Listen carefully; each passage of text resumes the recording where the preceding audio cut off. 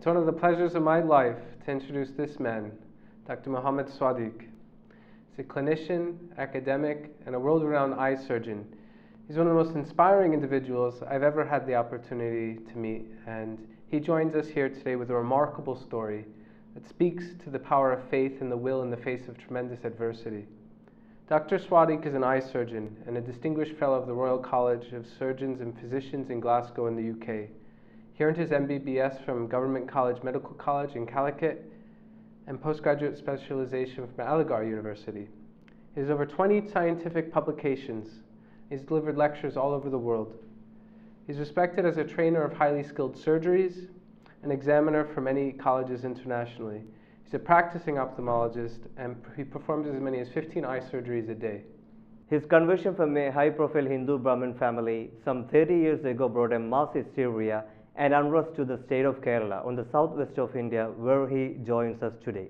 He was detained and tortured with threats made to his life and person. Remarkably, miraculously, Dr. Swadique endured months of isolation, and he joins us today to share some of his story. A story with striking similarities and relevance to the controversies in today, not only in Kerala, but all over the world. We are inviting you to another great episode of My Faith, My Right with Dr. Mohammed Swadique. Thank you, Doctor, for joining us today. Assalamu alaikum wa rahmatullahi wa barakatuh. Wa alaikum assalam wa rahmatullahi wa barakatuh. We know you as Dr. Swadique, but your name was Satyanathan. Your father name Gopalakrishnan Nambishan. Your mother Devaki. Both of them were teachers, and you were born to a Brahmin family, the praise class of a Hindu family. Later you converted to Islam when you were in the final year of your MBBS study at medical college. What was your parents' reaction to the conversion? To begin with, my parents, they were quite understanding, and they were also spiritually oriented. My studies, my change, it was not a sudden. It took over a period of time, and I used to discuss all the things, my research in the field of religion and spirituality. I used to discuss with them, and they were also with me in the process of the research. So they didn't have any reaction, and in fact I did stay at home even with Islamic belief and faith for 2 years, and I didn't have any problem at all in the beginning. You say you converted to Islam because you believed God was one. But doesn't Hinduism also start from this concept? Please explain these to us. Why did you feel you had to change paths? Well, in Hinduism, there are many kinds of philosophies to explain the existence of God. For example, Advaita, Vishishtadvaita, Dvaita, Traita, and so on. There are many concepts, many philosophies.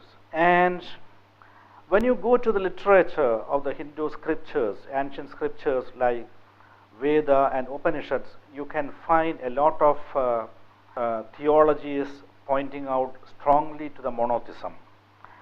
But there are elements of monotheism in the beginning of Hinduism. But as of now, what the people do practice, it's entirely different from the concepts in Upanishads and Vedas, and it's purely polytheism. It's purely a worshipping of the creations of the God, and not the creator.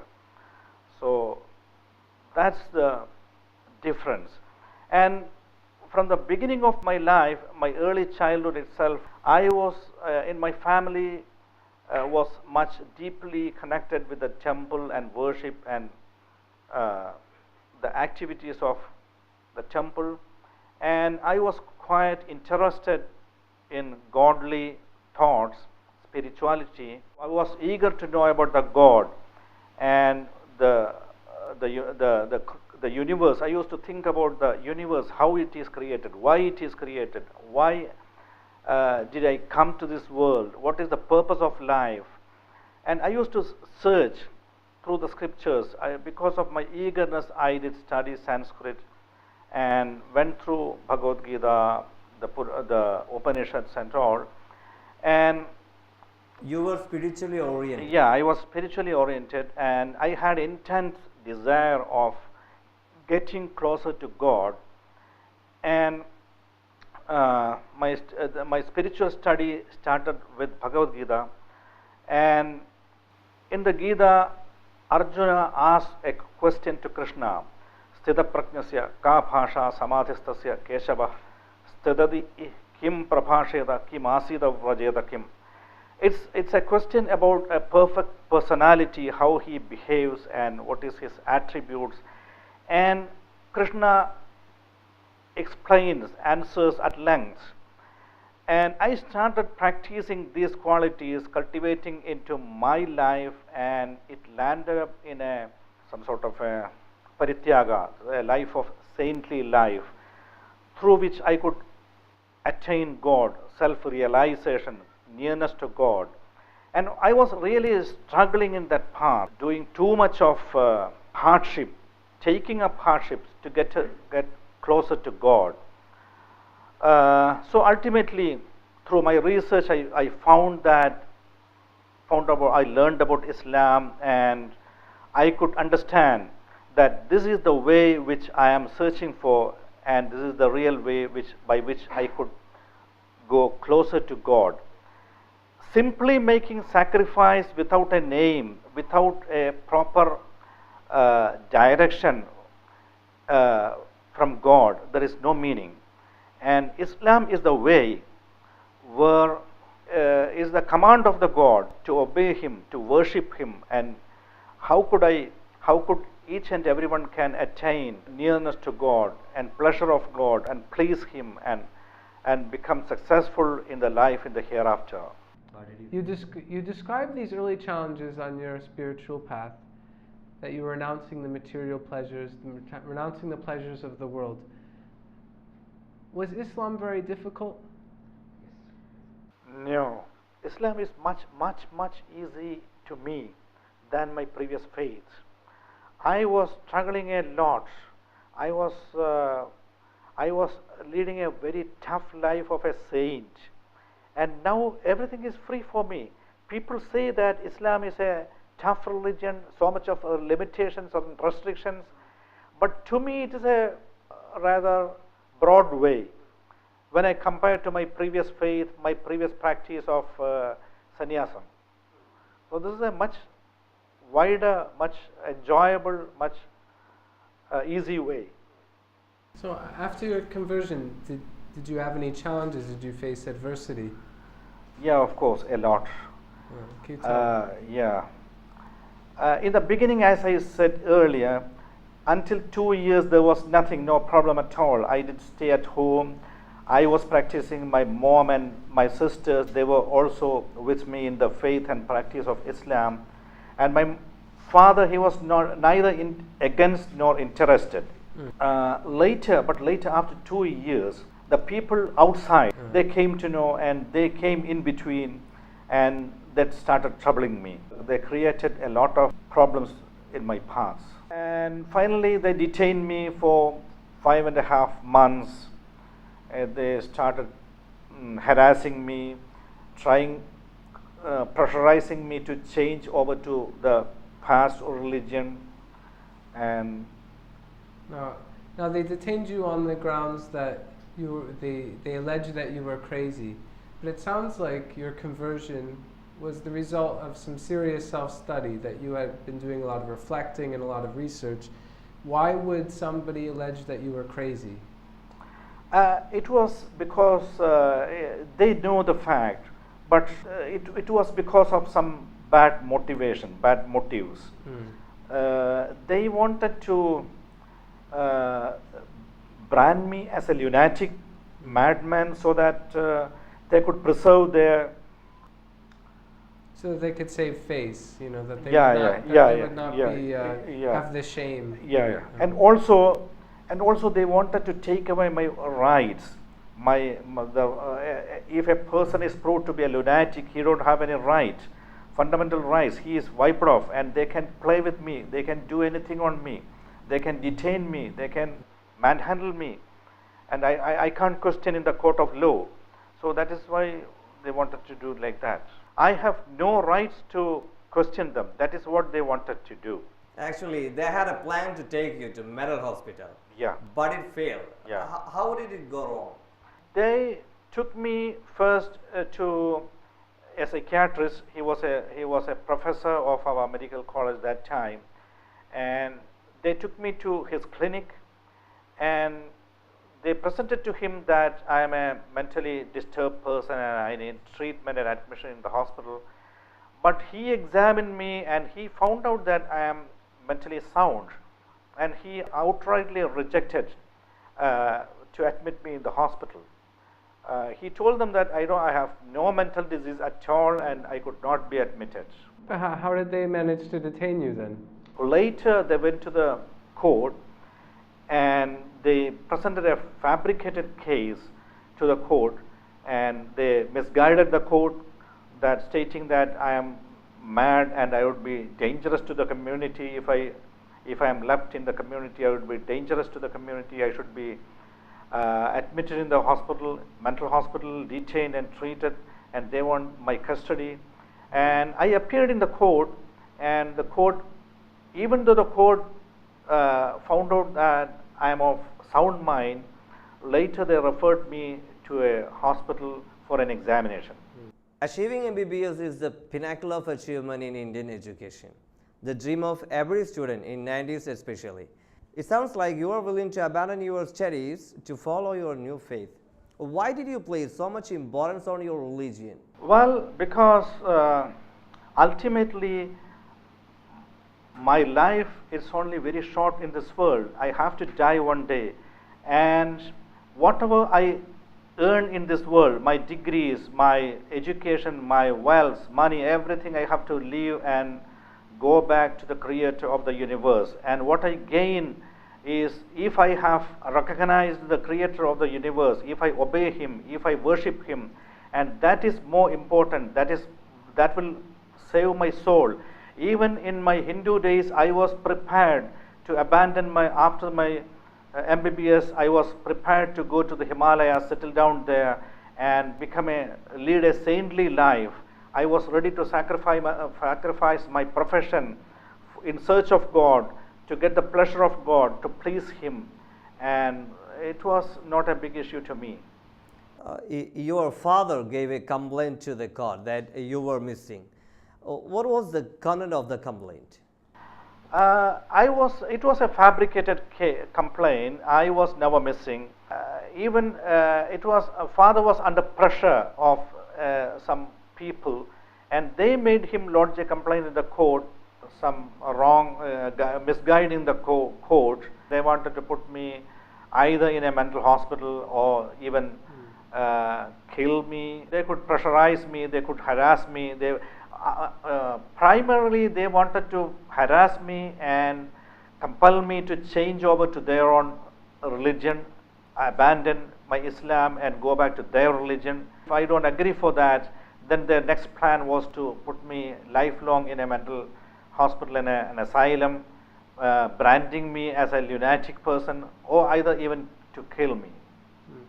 At that time, there was a report in the newspaper that your friends kidnapped you and forcibly converted you to Islam. Obviously, this does not sound like what you're describing to us. Was the media always antagonistic? Were any outlets supportive of you? It was a purely false reporting. Most of the time, the media was reporting wrongly. They were reporting many wrong things about me. Were you aware of any of the media coverage during the proceedings? During the detention, I was not aware. I was totally cut off from the outside world. I didn't have any idea what is going around. And so that time I didn't. But later when I got out, I got all this news. Were you permitted to talk with people? No. In the detention, I was not able to talk to my people whom I want to meet and talk. But even my relatives, my mom, my grandparents, nobody was, I wasn't able to meet and talk to anybody. Whereas the opponents, the people who want to harass me, they could come at any time and do anything with me. That was the situation there. You didn't have any idea what was going outside, right? Yeah, I didn't have any idea. The aim was to cut off me from the external outside world, and so that they could pressurize me and compel me and take me back. That was their idea. What about the attitude of police? Police, they are always biased. That time, they were biased. But the police should have been selected from, should have been representative of the civilian population. So you would have had Muslim policemen as well? No.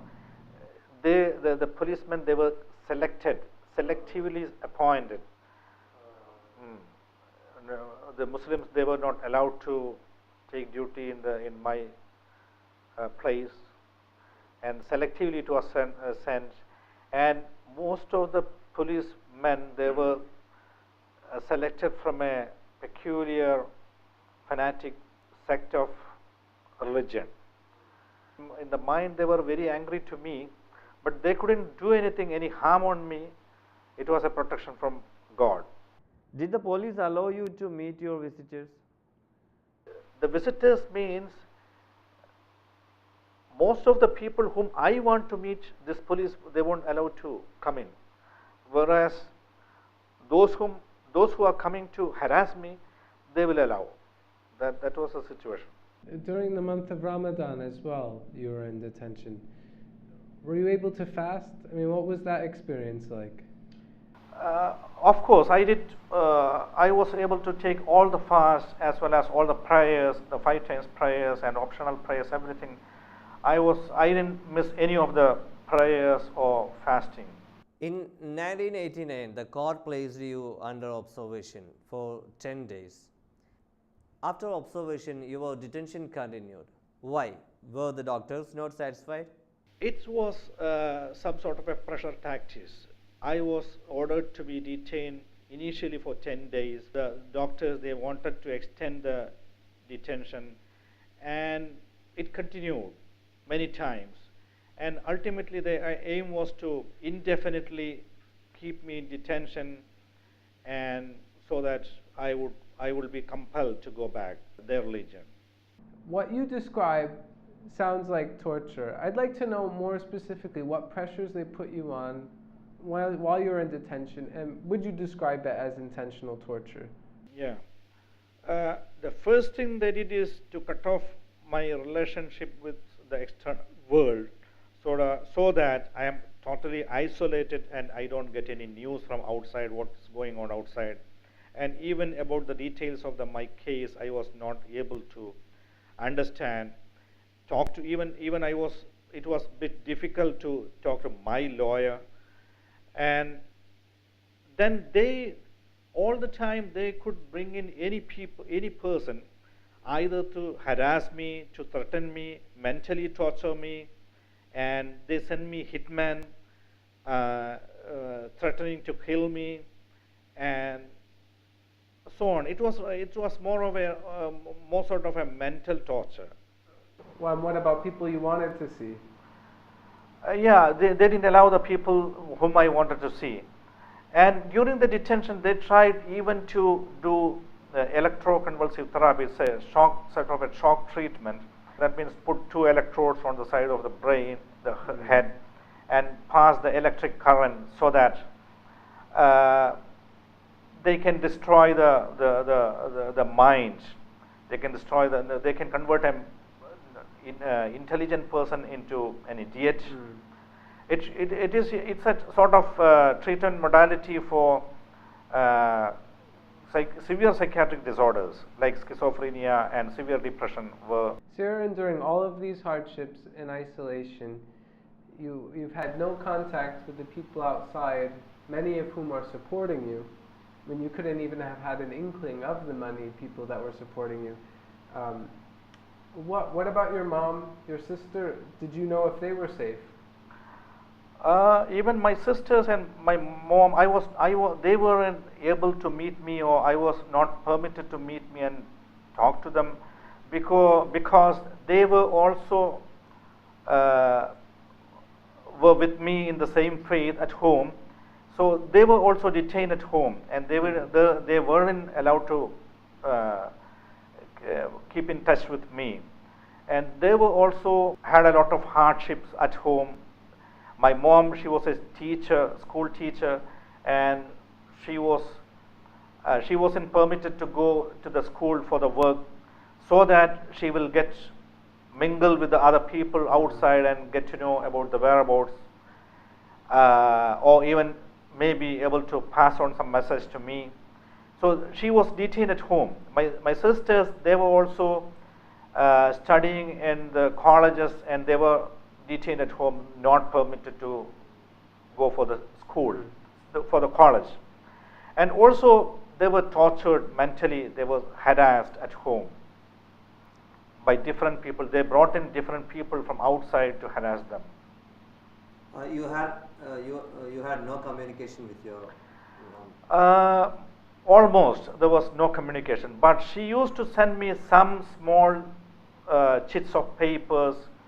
At times I used to get food from home, and she used to write small pieces of message over small piece of paper, and she used to wrap the salt and pepper like that and send to me in the lunch box. And I used to get such small messages, but I wasn't able to reply even to that, because I have to send the box empty at home, and these people, they can capture, and they will torture, they will put more trouble on me as well as my mom. So I didn't reply, but I used to get some small letters like that. Was it like a prison for you? It was much more than a prison. Even for the prisoners, there is some extent of freedom, like they can get newspapers, people can go and meet them, and they have some sort of liberty, but this was much more than a prison. Anybody threatened you? Yeah, they did send me hitmen. They used to threaten me, and their threat was, even if the court let me free at the end of the course, these people, they won't let me live. They will kill me. That was their threat. They cleared to you. They clearly told me.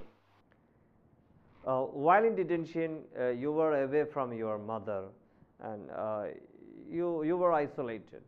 Did you cry? No, I didn't. I was enjoying the situation, because all this I'm doing for a purpose, for a cause, to get closer to God, and He will reward. I was sure, absolutely sure, that He will help me and He will reward me. So I was happy, and I was sure that nothing will happen without His will and permission. Even if this enemy, they come with arms and to kill me, nothing will happen. He wills, it will happen. Otherwise it will not happen. So why should I fear? He is with me, I am for Him, so why should I fear? So I was quite happy. Actually, you believed you got a great opportunity to please Him. Well, they're expecting that this hardship, that this torture is going to be taking a toll on you, but I think... And all the people who torture me, they fed up. They did fed up. Doctor in charge of this detention, he asked me many times, are you getting sleep? I told you I am sleeping very nicely. He told me that he is not getting sleep because of too much pressure on him. All of this compounded by the fact that you are in complete isolation, that all of these challenges you're going through, you have nobody to share them with. I wonder what was giving you strength through all of these hardships, the torture, the isolation, the threat, the uncertainty. What got you through? Well, because I was doing this for a cause. I have opted this faith purely on merit, and also it was on a with a clear aim, because I wasn't bothered about the worldly life at all. The worldly life, the life in this world is very short, and my fate is decided, already predetermined by the creator of the universe. How long I will live, when I will die, how much I will attain in this world, that is being determined. So I don't have to bother at all. And what I have to do is to struggle for the pleasure, getting the pleasure of the creator, and also the success in the life in the hereafter. So I was sure, even if they kill me, is nothing to me, because I became a martyr in the face of my God. And they cannot kill me even before 1 second. They cannot advance my death even by 1 second. I will die only on that particular moment when God has already predetermined. So I don't have to fear anything at all. You were willing to die? Yeah, I was willing even to die for the cause of the faith, because it's an honor to me, and the more I sacrifice, the more do I sacrifice for my faith, for my Lord. It's a reward for me. It's a recognition for me. I will get I will get in the hereafter, or whatever I lose, I will get the rewards in the hereafter. You found it as a way to please the God. Yeah. Under the law, nobody had the authority to detain you for 1 month, but you were under detention for 5 months.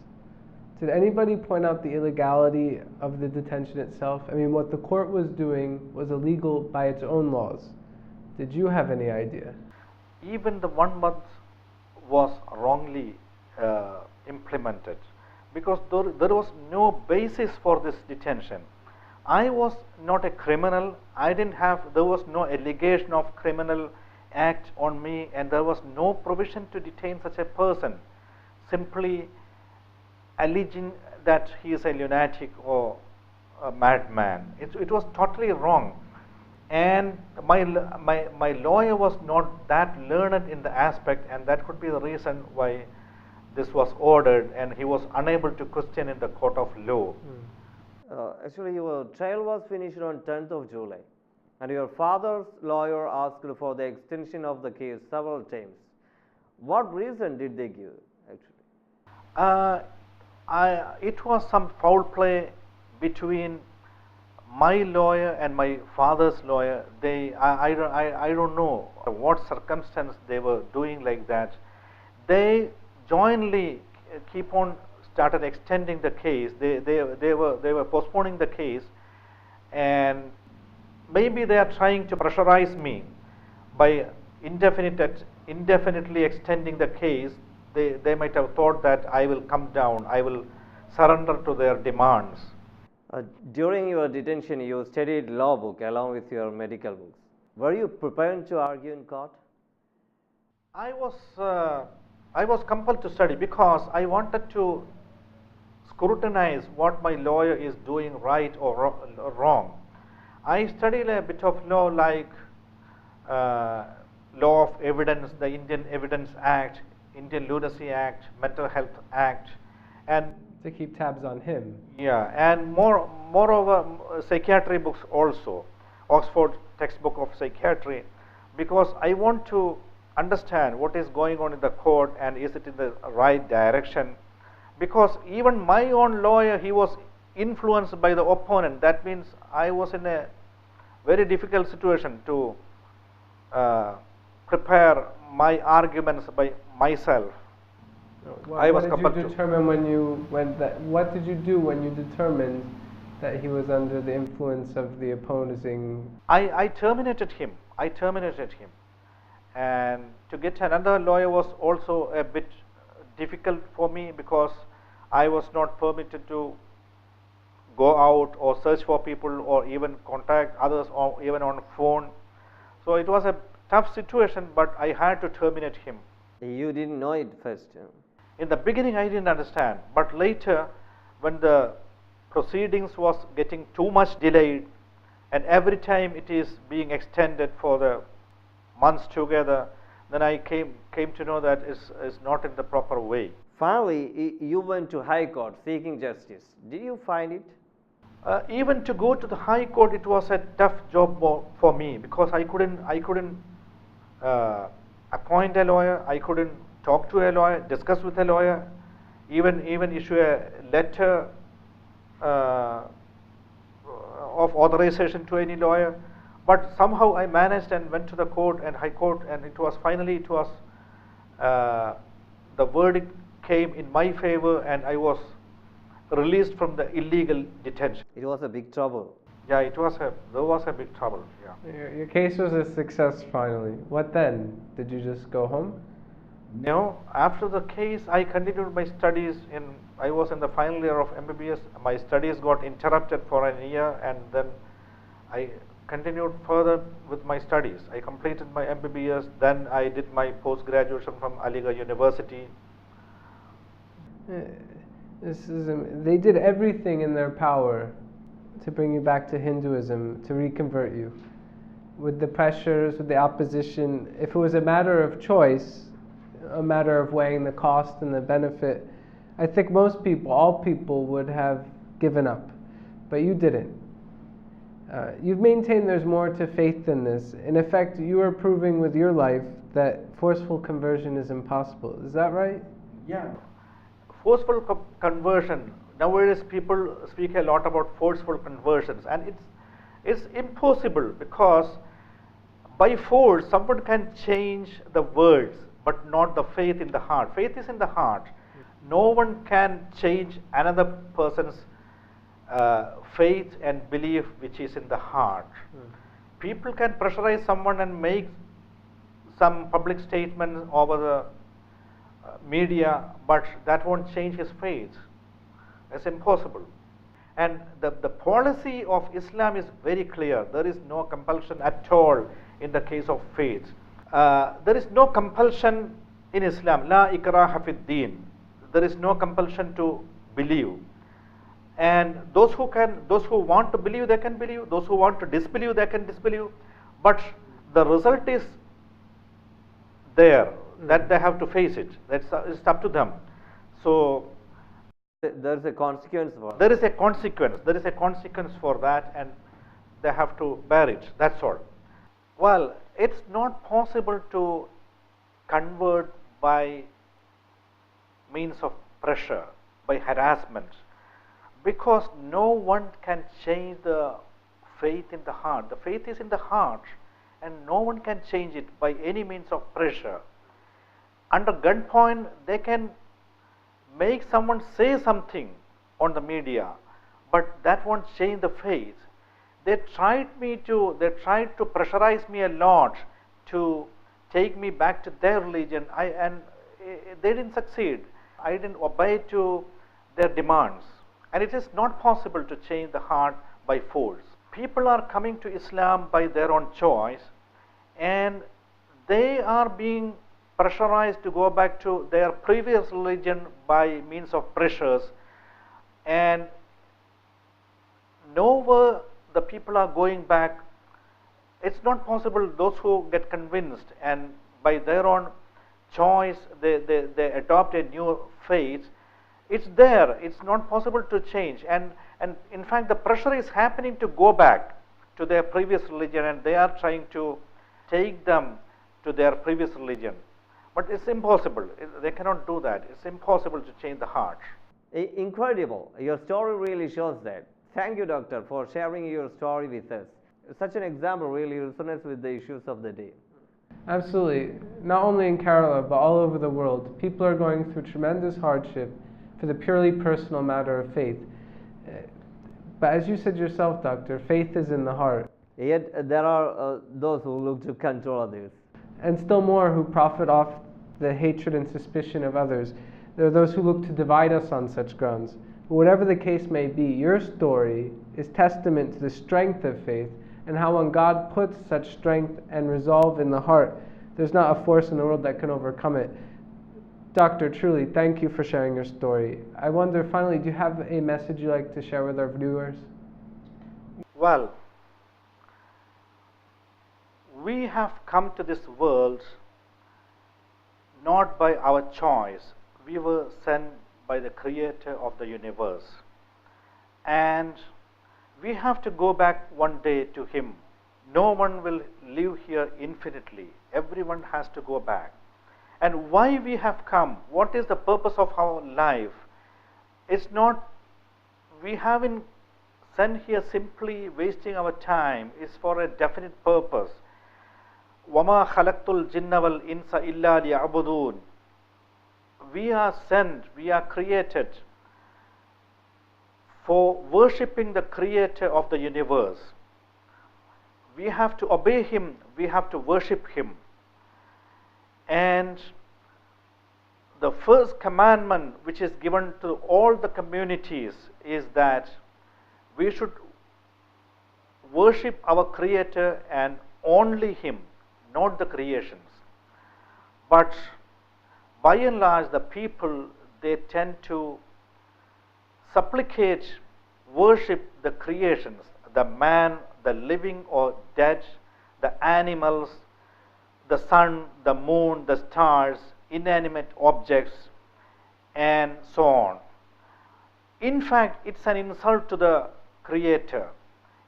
Worshipping the creation is an insult to the Creator, and it's a big sin. It's a major sin. The Creator of the universe, He sent us lots of messengers, starting from the first person in the face of the earth, Adam, and then Noah, and Abraham, Moses, Jesus, and ultimately, lastly, Prophet Muhammad sallallahu alaihi wasallam. All the messengers of God, they came to us, they proclaimed that La ilaha illallah. You should have no God other than the Creator of the universe. And that first commandment we have to obey. We should worship Him alone. And we should follow the ways, the path shown by the messengers of the God. We should not discriminate among the messengers. We should believe in all of them and follow the messengers of the God, and fulfill the commandments of God, and prepare ourselves for the life in the hereafter, and that is the eternal life. Our ultimate aim should be the success in the life in the hereafter, the paradise, and for that we have to obey the commandments of our Creator and follow the lifestyle shown by the prophets of God. To attain the goal in the path of obedience to the Creator, anyone can get hardships, and even if we lose the whole of our money, our wealth, our belongings, and if at all we have to sacrifice our life, it is nothing comparing to our responsibility and duty to the Creator, who has given us brain, the heart, the lungs, who has created us, who has given us life, who has given us health. And we have a responsibility, duty to Him.